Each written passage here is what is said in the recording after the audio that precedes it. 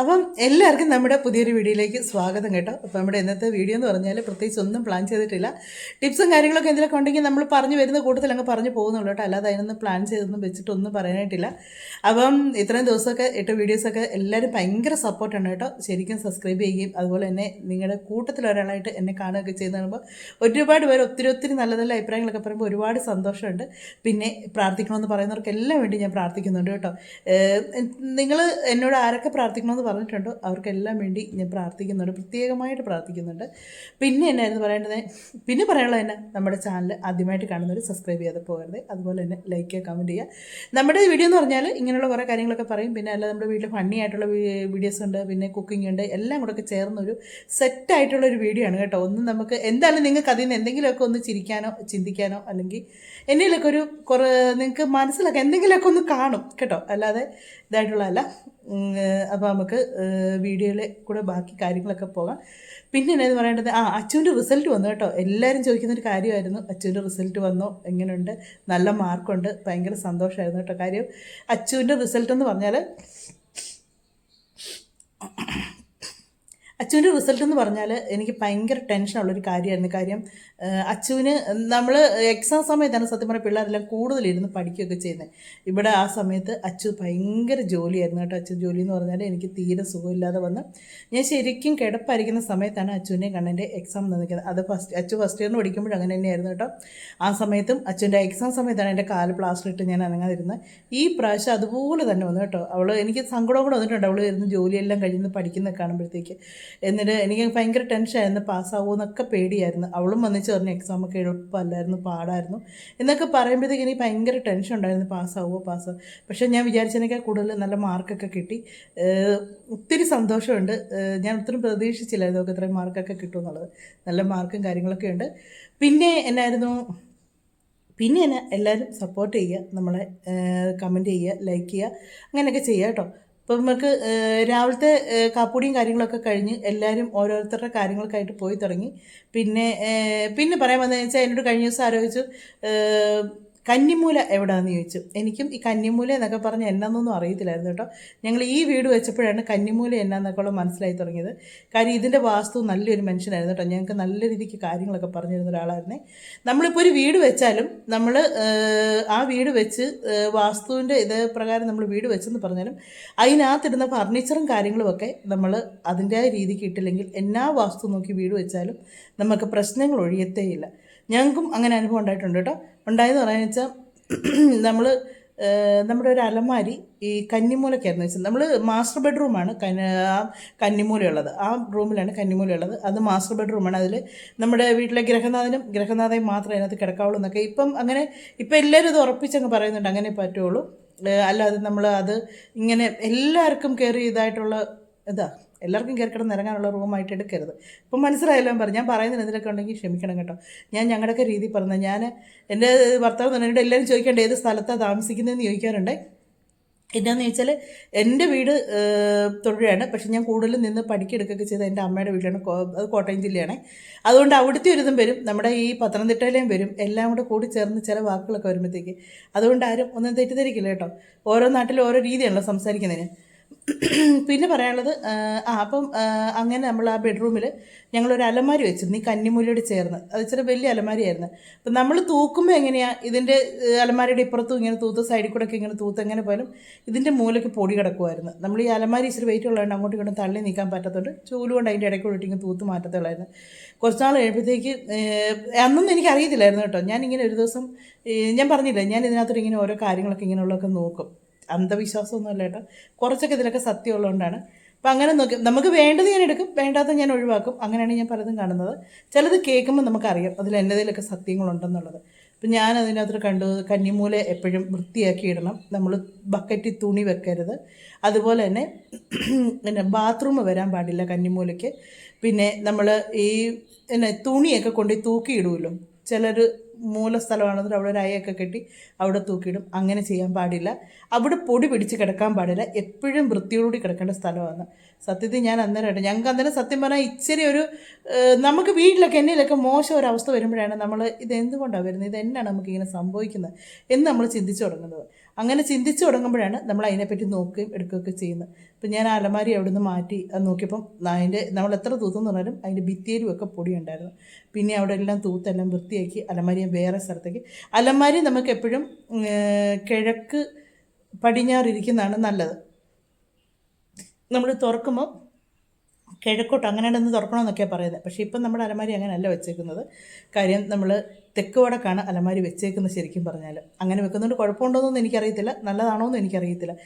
അലമാരി കിഴക്ക് പടിഞ്ഞാറ് വെക്കണമെന്ന് ഞാനിങ്ങനെ കേട്ടിട്ടുണ്ട്. അപ്പം ഇത് ഞങ്ങളിപ്പം തെക്ക് വടക്കായിട്ടാണ് വെച്ചേക്കുന്നത്.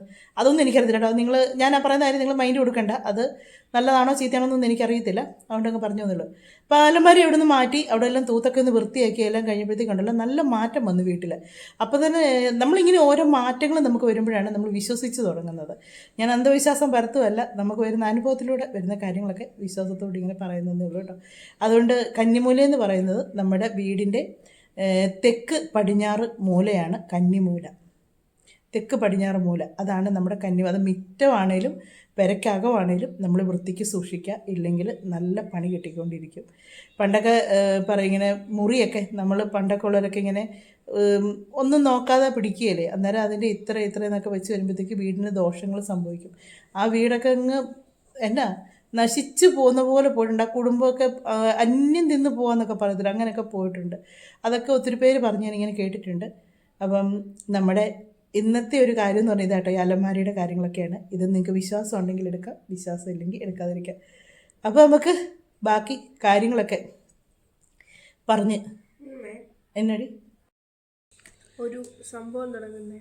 എന്നാ സംഭവം? നമുക്ക് ഗുണം ഗുണം ചെയ്യുന്നതാണെങ്കിൽ കേൾക്കട്ടെ. ഇങ്ങനെ അഴിച്ചൊക്കെ വിട്ടാൽ മതി. അതിനെ അഴിച്ചു വിട്ടാൽ മതിയോ? അതിനെയോ? എന്നതിനെ? കുറേ എണ്ണത്തിനെ എന്തെങ്കിലും വളർത്തുന്നതായിരിക്കും. വളർത്തുന്നതാണെങ്കിൽ കുറേ എണ്ണത്തിനെ വളർത്തി മതിയായില്ലേ? നല്ല പണി കിട്ടിയിരിക്കുകയല്ലേ, ഇനിയും വളർത്തലോ? എനിക്ക് പണിയൊന്നും കിട്ടിയില്ല. അതെ, എനിക്കാണല്ലോ കിട്ടിയത്, നിങ്ങൾക്കല്ലല്ലോ കിട്ടിയത്. പറ. കേൾക്കട്ടെ, സംഭവം എന്നാന്ന് കേൾക്കട്ടെ. നമുക്ക് 2 പോത്തിനെ വളർത്തിയാലോ? പോത്തോ? ഒരു പോത്ത് എരുമ വീട്ടിലുണ്ടല്ലോ, ഇനി എന്നതിനൊരു പോത്തിനെ വളർത്തി? അത് 2 പോത്തും എരുമയുണ്ടെന്ന് പറഞ്ഞു. അപ്പോൾ അത് മാത്രമല്ല, നീയുണ്ട്. ഇതിനെ പെട്ടെന്നൊരു പോത്തിനെ വളർത്തലൊക്കെ ഇപ്പം മനസ്സിൽ വന്നത്? ഞാൻ കഴിഞ്ഞ ദിവസം ഒരു വീഡിയോ കണ്ടേ. കേക്കട്ടെ, സംഭവം കേക്കട്ടെ.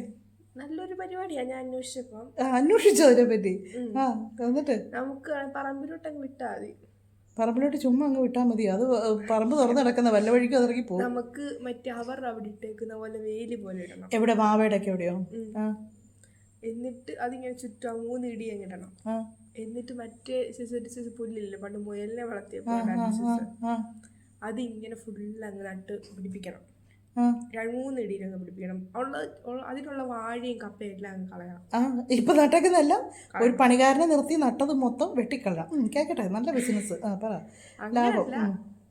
അതിന് നടക്കുകയൊക്കെ ചെയ്യണ്ട, അതാ പറഞ്ഞേ. അതിന് നടക്കാണ്. ശരി, പറ ബാക്കി. എന്നിട്ട് നമുക്ക് അത് മുഴുവൻ കെട്ടിയിട്ട് ഇവിടുന്ന് താഴ്ത്തപ്പോ സ്റ്റെപ്പ് ഇടാം. എന്നിട്ട് അപ്പൊ അങ്ങോട്ട് ഇറങ്ങാമല്ലോ അതിനെ കാണാൻ. അതിനെ കാണാൻ ഇറങ്ങാം. എന്നിട്ട് അത് പുല്ലൊക്കെ കഴിച്ചോളൂ, നമ്മൾ സെപ്പറേറ്റ് ഫുഡൊന്നും മേടിക്കണ്ട. എന്നിട്ട് അങ്ങനെ വളർത്താം. അതിന് വെള്ളമൊക്കെ വേണമെന്നുള്ള പറയുന്നത്. പോത്തിനെ സാറിന് കിണറുണ്ടല്ലോ, കിണറ്റി കൊണ്ടിടാനോ പോത്തിനെ? പിന്നെ കിണറ്റിന്ന് കോരി കൊടുക്കണം. എടി അങ്ങനല്ല, പോത്തിന് വെള്ളത്തിലൊക്കെ പോത്ത് കിടക്കുമെന്ന് പറയുന്നത്. അങ്ങനെ പോത്തിനിടെ പോത്തിന് സ്വിമ്മിങ് പൂളല്ല. എന്നിട്ട് അത്രയും വലുതൊന്നും വേണ്ട, ചെറുത് വേണേ പടുതായിട്ട് സെറ്റാക്കാം. എന്നിട്ട് എന്നാ പോത്ത് അതിനകത്ത് ഇറങ്ങട്ടെ. പോത്ത് അതിനകത്ത് ഇറങ്ങിക്കോട്ടെ, കുഴപ്പമില്ല. ഇറങ്ങിയിട്ട് പോത്ത് കടന്നോട്ടെ. എന്നതാടി? അല്ല ശരി, പോത്തിനെ മേടിച്ചു. പോത്ത് എന്ന് പറയുമ്പോൾ എങ്ങനത്തെ? വലിയ പോത്തോ ചെറിയ പോത്തോ? ചെറിയ പോത്ത്. കുഞ്ഞിപ്പോത്തിനെ ഇടിക്കും. വലിയ പോത്ത് നിന്നെ ഇടിക്കുവോ? എല്ലാവരും കുഞ്ഞിപ്പോത്തിനെ മേടിച്ച് വളർത്തും. വലിയ പോത്തിനെ മേടിച്ച് വളർത്തണമെങ്കിൽ ഭ്രാന്തുണ്ടോ? വലുതിനെ മേടിച്ച് കുഞ്ഞിതിനെ മേടിച്ച് വളർത്തി അതിന് വലുതാക്കി എല്ലാവരും കൊടുക്കുന്നത്. ഓക്കെ, ശരി. പോത്തിനെ മേടിച്ചു, പറമ്പ് മൊത്തം മുള്ളുവേലി ഇട്ടു, പിന്നെ പുല്ലും പിടിപ്പിച്ച്, പോത്തിന് കുളിക്കാൻ സ്വിമ്മിംഗ് പൂളും പണിത്. പിന്നെ വേണ്ട, ചെറുത് മതി. കിണറിൻ്റെ പോലെ ഒരെണ്ണം പണിതു. ഇതെല്ലാം സംഭവമൊക്കെ. ഇതിനുള്ള ഫണ്ട് എവിടെ നിന്ന് റെഡിയാകും? ഫണ്ട് നമുക്ക് കണ്ണൻ്റെ അമ്മയുടെ കിഡ്നി എടുക്കാം. ഞങ്ങളുടെ 2 കിഡ്നി എടുക്കുന്നതിനേക്കാൾ നല്ല നിനക്കല്ലേ ഇതിന് ആഗ്രഹം? നിന്റെ എടുക്കണം. എനിക്ക് പൊതിനെ വളർത്താൻ പറയാം. നിങ്ങളുടെ കൊടുക്കാം. ഞങ്ങളുടെ കൊടുത്താൽ നിനക്ക് പോത്തിനെ വളർത്താൻ കിട്ടി വേണ്ട പോത്തിനെ വളർത്താനായിട്ട്. വേണം, എനിക്ക് വേണം. അപ്പോൾ പഠിക്കാനൊന്നും പോകാൻ ഉദ്ദേശമില്ലേ? പഠിക്കാൻ രാവിലെ ഞാനിവിടെ ഉണ്ടല്ലോ, ഞാൻ തിരിച്ചു വരുമല്ലോ. രാവിലെ പോയിട്ട് തിരിച്ചു വരും. രാവിലെ തൊട്ട് അത് പുല്ല് കഴിക്കും. രാവിലെ ഞാൻ പോകുമ്പോൾ അതിനെ എല്ലാം സെറ്റാക്കി കൊടുക്കും. എന്നിട്ട് ഞാൻ പോയി വരുന്നവരെ അത് പുല്ല് കഴിക്കും. രാവിലെ മോൾ എണീക്കുന്ന എപ്പോഴാ? ഞാൻ എന്തായാലും ഞാൻ നേരത്തെ എണീറ്റോളാം. വൈകിട്ട് എപ്പോഴാണ് വരുന്നത്? വൈകിട്ട് ഒരു 5 മണിക്കുള്ളിൽ വരുമല്ലോ. 5 മണിക്കുള്ളിൽ വന്നിട്ട് 5 മണി തൊട്ട് ഞാൻ ഫുള്ള് അതിനെ നോക്കിക്കോളാം. 5 മണി കഴിഞ്ഞ് പിന്നെ എന്നാ സമയമുണ്ട് അതിനെ നോക്കാനായിട്ട്? 7 മണി വരെ ഞാൻ നോക്കിക്കോളാം. രാത്രി നീ പറമ്പിൽ പോയി നിൽക്കുമോ പോത്തിനെ നോക്കിയോണ്ട്? ഞാൻ ലൈറ്റ് ഇടും. നടക്കുന്ന കാര്യം വല്ലതും പറയടി. പോയി വല്ല ഡിഗ്രി പാസ്സാകാൻ നോക്കടി പഠിച്ച്. ഇത് നല്ലൊരു പരിപാടിയാണ്. അത് അത്ര നല്ല പരിപാടിയായിട്ട് എനിക്ക് തോന്നുന്നില്ല. എനിക്ക് നല്ലതാ, ഞാൻ വളർത്തിക്കോളാം. അമ്മ ഇടയ്ക്കൊക്കെ നോക്കിയാൽ മതി. അമ്മ ഇടയ്ക്കുന്നല്ല, അമ്മ നോക്കുന്നേ ഇല്ല അവസ്ഥയ്ക്ക്. ഞാൻ വേറെ ബംഗാളി നിർത്തിക്കോളാം. ബംഗാളി നിർത്തും നീ. നല്ലൊരു പരിപാടിയായിരുന്നു. ആലോചിച്ച് നമുക്ക് ചെയ്യാം. ഇല്ല, ഞാനിത് ഒട്ടും ആലോചിക്കുന്നില്ല. നല്ല പരിപാടിയെന്നല്ല, ഒരു പരിപാടിയല്ല. ഇത് എനിക്കിട്ടുള്ള പണിയാന്നേ ഉള്ളൂ, അല്ലാതെ പരിപാടിയല്ല. നല്ല പരിപാടിയാണ്. അല്ല, ഒരിക്കലും അല്ല. വളർത്താം, നോക്കാം നമുക്ക് വളർത്താൻ പറ്റുമോ ഇല്ലെന്ന് കേട്ടോ. എനിക്ക് എൻ്റെ പ്രേക്ഷകരോട് കുറച്ച് കാര്യം പറയാനുണ്ട്. ഇപ്പം ഈ പോത്തിനെ വളർത്തുന്നവരെ അച്ചു പറഞ്ഞില്ലേ, പോത്തിനെ വളർത്തുന്നതിന് മുമ്പ് നമുക്കിവിടെ മുയലുണ്ടായിരുന്നു, കോഴി ഉണ്ടായിരുന്നു, പിന്നെ പട്ടി ഉണ്ടായിരുന്നു കേട്ടോ. പട്ടി ലാബും ഡാഷും ഉണ്ടായിരുന്നു, ഡോഗ്സൊക്കെ ഉണ്ടായിരുന്നു നമുക്ക്. അപ്പം അന്ന് ഇതിനെ മേടിക്കാനായിട്ട് ഏറ്റവും കൂടുതൽ മുൻകൈ എടുത്തത് ഇവരാണ്. ഈ അച്ചും കണ്ണനാണ്. അമ്മയെ നമുക്ക് ഒരെണ്ണത്തിനെ വളർത്താം, നല്ല രസമെന്നും പറഞ്ഞ് എന്നെക്കൊണ്ട് ഈ പിള്ളേരെ താളത്തിൽ തുള്ളൂന്ന് ചേട്ടൻ എപ്പോഴും പറയേണ്ടത്. നീയാണ് ഈ പിള്ളേരെ താളത്തിൽ. എന്നെ ഇവർ ഇങ്ങനെ പറഞ്ഞ് സമ്മാനക്കേട് ഇടുമ്പം ഞാൻ ചേട്ടന് സമ്മാനക്കേട് കൊടുക്കും. അങ്ങനെയാണ് ഇവിടെ എല്ലാ കാര്യങ്ങളും നടക്കുന്നത്. അപ്പം എന്നോട് പറഞ്ഞ അമ്മയെ നമുക്ക് മേടിക്കാം എടുക്കാമെന്നൊക്കെ പറഞ്ഞ് വളർത്തിക്കൊണ്ടുവന്ന് കുഞ്ഞായിരുന്ന സമയത്ത് എല്ലാവർക്കും ഇഷ്ടമായിരുന്നു അതിനെ എടുത്തുകൊണ്ടൊക്കെ നടക്കാനായിട്ട്. ഡാഷ് കുഴപ്പമില്ലായിരുന്നു, അതങ്ങോട്ട് ഒത്തിരി വലുതാകത്തില്ല. ലാബ് പടാന്നങ്ങ് വലുതായി കഴിയുമ്പോഴത്തേക്ക് ഈ സാധനത്തിനെ ഞാൻ പിടിച്ചാൽ നിൽക്കുകയല്ല. അത് എന്നെ ഒറ്റ താട്ടിന് ദൂരെ കളഞ്ഞ് നമ്മൾ ഉപദ്രവിക്കുന്നൊന്നുമില്ല, പക്ഷെ അത് ഓട്ടവും ചാട്ടവും കളിയൊക്കെ അതിന് നമ്മളെ തട്ടിയിട്ടാ പോകുന്നത്. വൈകുന്നേരം ആകുമ്പോഴത്തേക്ക് ചിലപ്പോൾ എനിക്കൊന്ന് വയ്യാതൊക്കെ ഇരിക്കുന്ന സമയത്ത് തന്നെ ഞാൻ പിള്ളേരെ അതിന് ഫുഡ് കൊടുക്കുക, ഇല്ലെങ്കിൽ രാവിലെ ഞാൻ അതിന് ഫുഡ് കൊടുക്കുക. അതോ മഴയൊക്കെ ഉള്ള സമയത്ത് അടുക്കളയിലെ പണി, ഇവരെ സ്കൂളിൽ വിടാനുള്ള ഓട്ടം, അതിൻ്റെ ഇടയ്ക്ക് അതിനൊന്നും ഫുഡൊന്നും കൊടുക്കുകയല്ലോ. ഇവർ അവധിയുള്ള ദിവസം ഇവിടെ ഇരുന്നാൽ പോലും കൊടുക്കുകയല്ലോ. ഞാനെടുത്ത് കൈ കൊടുക്കുമ്പോൾ പറയുന്നത് ഞങ്ങൾ കൊടുത്താൽ കഴിക്കുകയല്ല, അമ്മ കൊടുത്താലേ കഴിക്കുകയുള്ളൂ എന്ന്. പിന്നെ നമുക്കുള്ള ബുദ്ധിമുട്ടെന്ന് പറഞ്ഞാൽ നമ്മളെവിടെയെങ്കിലൊക്കെ പോകുമ്പോൾ നമ്മൾ പോയിട്ട് ചിലപ്പോൾ അന്ന് വരാൻ പറ്റിയില്ലെങ്കിൽ ചിലപ്പോൾ പിറ്റേ ദിവസമായിരിക്കും വരുന്നത്. അതിന് ഫുഡുള്ളതെല്ലാം സെറ്റാക്കിയിട്ട് പിറ്റേ ദിവസം വരുമ്പോഴത്തേക്ക് പട്ടിക്കൂട് കാണണം, മുഴുവൻ വൃത്തിയേടാക്കി ഇടും കേട്ടോ. അതിനെ തുറന്നു വിടാഞ്ഞിട്ടാണ് അതിനകം വൃത്തിയേടാക്കുന്നത്. പിന്നെ ഇത് ആരുടെ പരിപാടി എന്നറിയാം? എൻ്റെ പരിപാടി. അത് കഴുകി വൃത്തിയാക്കുക, എല്ലാം ചെയ്യുക. ഇവിടെ നമുക്ക് അഴിച്ചു വിടാനുള്ള സൗകര്യമില്ല കേട്ടോ. ഈ മതിൽക്കെട്ടിനകത്തുള്ള സംഭവമൊക്കെ ഉള്ളൂ. കൂട്ടിലാണെങ്കിൽ നമുക്ക് അതിൻ്റെ വേസ്റ്റൊക്കെ പോകാനുള്ള സൗകര്യമുണ്ട്. ചിലപ്പോൾ ഇതിനെ അഴിച്ചു വിടുമ്പോഴത്തേക്ക് മുറ്റത്ത് എവിടെയെങ്കിലും കാര്യം സാധിച്ചേക്കും. അന്ന് പിന്നെ ലോക്കട്ടയൊന്നും ഇട്ടിട്ടില്ല, മിറ്റിലാണ് കിടക്കണേ. അത് അവിടെ കിടക്കും. ഈ പിള്ളേർ അനങ്ങിയല്ല, ഞാൻ തന്നെ വേണം അത് കോരിക്കളയാനായിട്ട്. എന്നുവെച്ചാൽ ഇവർക്ക് കുഴപ്പമില്ല. ഇവിടെ ഈ വണ്ടിയൊക്കെ എടുക്കാനായിട്ട് ആൾക്കാരൊക്കെ വരുമ്പോഴത്തേക്കും നാണക്കേടല്ലേ, വീണ്ടും മുറ്റത്തൊക്കെ വേസ്റ്റൊക്കെ കിടക്കാൻ തുടങ്ങി. രാവിലെ ഇതാ എൻ്റെ പരിപാടി. ഇതിനെ അഴിച്ചു വിട്ട് കഴിഞ്ഞാൽ അത് വൃത്തിയാക്കാം, പിന്നെ അവിടെ അടിക്കുന്നുണ്ടെങ്കിൽ കഴുകി കളയുക. അങ്ങനെ എനിക്ക് നല്ല പരിപാടിയായി. ലാസ്റ്റ് അതിനെ കൊടുത്തു. പിന്നെ മുയലുണ്ടായിരുന്നു. മുയലിൽ തീറ്റ പറിക്കാൻ പോകുന്ന പോക്ക് കണ്ടാൽ അതിനൊക്കെ പോയി പശുവിനെ വളർത്തുന്നത് നല്ലതെന്ന് തോന്നും. അത്രയും തീറ്റയാണ് മുയൽ പെറ്റി ഇങ്ങനെ പെരുകിക്കൊണ്ടിരുന്നു. ഇതിന് തീറ്റ പറിച്ച് മടുത്തുകൊണ്ടിരുന്നു. പിന്നെ കോഴി ഉണ്ടായിരുന്നു, കോഴിയും കോഴിക്കോടും എല്ലാം ഉണ്ടായിരുന്നു. അതും ഇതുപോലെ തന്നെ. ഇതെല്ലാം കൂടെ ആയിക്കൊണ്ട് എനിക്ക് പിള്ളേരുടെ കാര്യവും വീട്ടിലെ ജോലിയും ഇതുങ്ങളെ നോക്കലും എല്ലാം കൂടെ എന്നെ കൊണ്ട് ഒരു രക്ഷയില്ലാതായിപ്പോയി. അങ്ങനെ കഴിയുമ്പോഴത്തേക്ക് ആദ്യം മുയലിനെ മൊത്തം കൊടുത്തു. അത് കഴിഞ്ഞപ്പോഴത്തേക്ക് ചുമ്മാ അതൊക്കെ ഞാൻ പെറുക്കി കൊടുത്തോട്ടർക്ക് കൊണ്ടുപോട്ടെ എന്ന് ഓർത്ത്. പിന്നെ കോഴിയെ നമ്മൾ തൊട്ടടുത്ത വീട്ടിൽ കൊടുത്തു. പൈസയ്ക്ക് കൊടുത്ത്. നമ്മളെന്നാലും വലിയ വിലയ്ക്കൊന്നുമില്ല. കൂടും ഇതെല്ലാം കൂടെ ഒരു തീരെ അത് നിസാര വിലയ്ക്കാണ് കൊടുത്തത്. അങ്ങനെ വലിയ കൂടിന് തന്നെ ആകുമായിരുന്നു നല്ലൊരു പൈസ. ഇരുമ്പിൻ്റെ കൂടായിരുന്നു. അതും എല്ലാം കൂടെ കൊടുത്തു. പിന്നെ ഡോഗിനെയൊക്കെ കൊടുത്തു. പിന്നെ വെച്ചാൽ നമ്മുടെ ഡോഗ് ഫീമെയിലായിരുന്നു, അതുകൊണ്ട് നമുക്ക് ലാബ് ബ്രീഡായിരുന്നു. പക്ഷേ അതിൻ്റെ കുഞ്ഞുങ്ങളെ ഒന്നും കിട്ടിയില്ല. ഇതെല്ലാം കൊണ്ട് അങ്ങ് മാനസികം വല്ലാതായിപ്പോയി. ഒന്നാന്ന് വെച്ചാൽ ഈ ബ്രീഡായി കഴിഞ്ഞ് കഴിഞ്ഞാൽ ഇതിനായിട്ട് ഒരുപാട് ചാടിക്കാൻ പാടില്ലെന്നുള്ളതാണ്. ഈ പിള്ളേർ വരുന്നതേ അതിൻ്റെ അടുത്തോട്ട് ഓടിച്ചെല്ലും. അത് അതിനകത്ത് കിടന്നങ്ങ് ചാടി മാറി. പിന്നെ ഡാഷ് എന്ന് പറഞ്ഞാൽ അതിനെ അത്ര ഞാൻ കെട്ടി ചുരുക്കിയിട്ടിട്ടുണ്ടായിരുന്നു. അതിൻ്റെ പക്ഷേ 3 കുഞ്ഞുങ്ങളെ കിട്ടി. അത് കുഴപ്പമില്ലായിരുന്നു, നമുക്ക് നഷ്ടമൊന്നുമില്ലായിരുന്നു. പക്ഷേങ്കിൽ ലാബ് നഷ്ടത്തേക്കാൾ കൂടുതൽ സങ്കടമായിപ്പോയി. അതിൻ്റെ ആ കുഞ്ഞുങ്ങൾ പോയി കഴിഞ്ഞാൽ ഇതിൻ്റെ ഒരു വിഷമവും എല്ലാം കൂടെ കണ്ട് അങ്ങനെ ഈ പരിപാടിയെല്ലാം ഞങ്ങൾ നിർത്തിയതാണ്. അപ്പം ഞങ്ങൾക്ക് വേറൊരു പ്രശ്നം കൂടെ ഉണ്ടായിരുന്നു കേട്ടോ. ഈ പട്ടിക്കൂട് ഞങ്ങൾ വെച്ചിരുന്നത് വടക്ക് വശത്തായിരുന്നു. വടക്ക് വശത്ത് പെരയുടെ കോൺ സൈഡിൽ അവിടെ പണിയുമായിരുന്നു. ഇരുമ്പിൻ്റെ അല്ലായിരുന്നു. ഞാൻ ആദ്യമേ പറഞ്ഞു നമുക്ക് ഇരുമ്പിൻ്റെ മതി, അങ്ങോട്ടോ ഇങ്ങോട്ടൊക്കെ ഒന്ന് മാറ്റി വെക്കാമല്ലോ. അപ്പോൾ പറഞ്ഞു അതിനൊക്കെ നല്ല പണിയുന്ന അന്നും പറഞ്ഞ് സിമെൻറ്റൊക്കെ ഇട്ട് കട്ടയൊക്കെ ഇട്ട് വാർത്ത് പണിത് ഒക്കെ എടുത്ത് കഴിയുമ്പോഴത്തേക്കുണ്ടല്ലോ പിന്നീട് ഓരോരുത്തരും ഞങ്ങളോട് വരുന്നവർ പറയാൻ തുടങ്ങി ഈ പട്ടിക്കൂടെ ദോഷം. അതിൻ്റെയൊക്കെ ബുദ്ധിമുട്ടുകളൊക്കെ ഞങ്ങൾ അനുഭവിച്ചിട്ടുണ്ട്. ഈ ദോഷം എന്ന് പറയുമ്പം തന്നെ ഓരോരുത്തർ വന്ന് പറയുമ്പം തന്നെ നമുക്ക് തന്നെ അറിയാം നമുക്ക് വന്നിട്ടുള്ള പ്രശ്നങ്ങൾ എന്നൊക്കെയാണെന്നുള്ളത്. ലാസ്റ്റ് പിന്നെ പട്ടിയേയും കൊടുത്തു. പട്ടിക്കൂട് പൊളിച്ചും കളഞ്ഞതിന് ശേഷമാണ് ഒരു സമാധാനമായത്. ആ വശത്ത് പട്ടിക്കൂട് വരാൻ പാടില്ല എന്നുണ്ടായിരുന്നു. വടക്ക് വശത്ത്, ശരിക്കും വടക്ക് വശത്ത് തന്നെ അത് പെരയുടെ കോണിൻ്റെ പകുതിയായിട്ടും അങ്ങനെയൊക്കെ ഇതായിരുന്നു. അങ്ങനെയൊക്കെ വന്ന് പട്ടിക്കൂടല്ല വേണ്ടേ. ഇനിയിപ്പോൾ പോത്തിനെ വളർത്താമെന്ന് പറയുന്നത് ഇതൊന്നും നടക്കത്തൊന്നുമില്ല, ഇവിടെ വളർത്തത്തൊന്നുമില്ല. നീ നടക്കുകയല്ല ഇവിടെ. ഇവള് പോത്തിനെ വളർന്നിട്ട് ഇവക്ക് കോളേജിൽ പോകണം. ഇനിയിപ്പോൾ കോളേജ് തുറന്നപ്പോഴത്തേക്ക് ഇവളങ്ങ് പോകും. പഠിക്കാനൊക്കെ തുടങ്ങി കഴിയുമ്പോഴത്തേക്ക് പോത്തും എല്ലാം അങ്ങ് മാറി നിൽക്കും. പിന്നെ എൻ്റെ പണിയായിരിക്കും അത്.